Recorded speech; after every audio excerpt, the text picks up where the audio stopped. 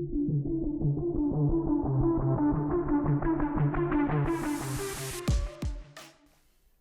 back. This is Bulldog Backfield. I'm your host this week, Ginnabeth Day, and this week we have men's soccer.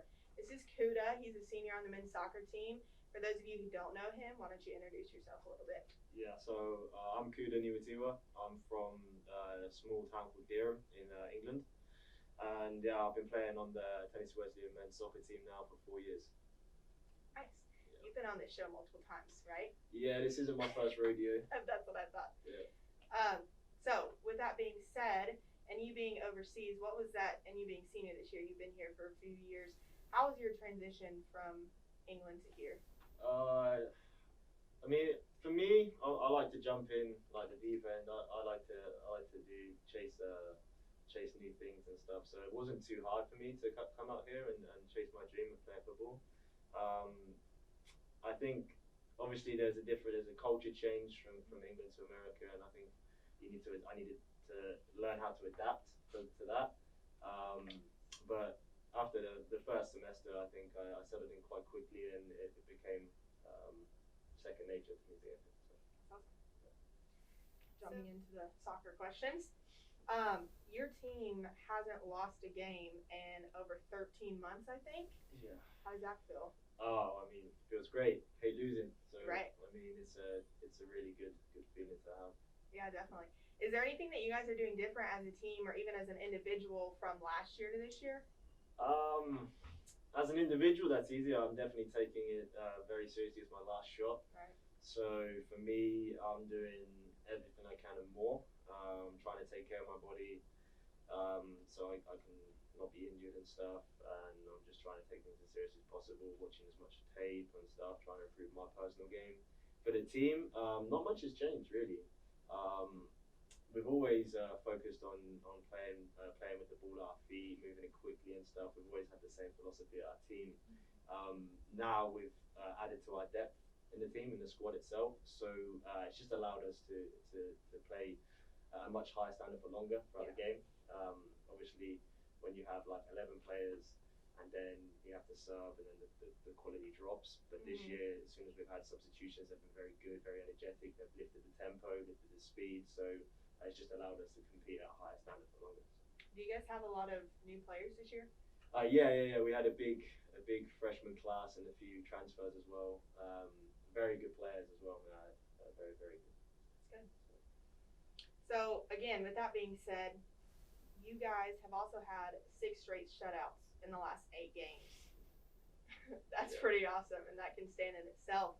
But has that been a big focus on y'all's team, or? Yeah, our coach would always emphasize that defense is what's going to win you the championship. So we have a very high focus on defending, and we know that we have the talent going forwards. So we trust that we're in a game of 90 minutes we're going to score a goal. So it's whether we can just keep it a clean sheet at the back, keep it tight and organised, and as we have done, and I mean the results have just shown. Yeah, definitely. So big question. There's only 2 teams in y'all's conference, and this is I feel like there's a lot more pressure this year just because of every game being a conference game, and you guys don't really get those warm-up scrimmages and those in-between games. But this year, there's only 2 teams so far that are undefeated, and that's you and Reinhardt, and you guys don't play them until the very last game. Where's your headspace, even the team, but specifically yours, when going into that game? I'm excited. I love a challenge. I love to prove myself, and I know the team does as well. I know that we back our ability, and I believe that, like, ability-wise, if you go through every individual player in our team, I don't think there's a team in this conference better than us. So it just comes down to on the day whether we are focused enough and whether we want it more than them. And I believe that there's no question if we're all ready. It's exciting. Yeah. Oh, yeah. Okay, so last question.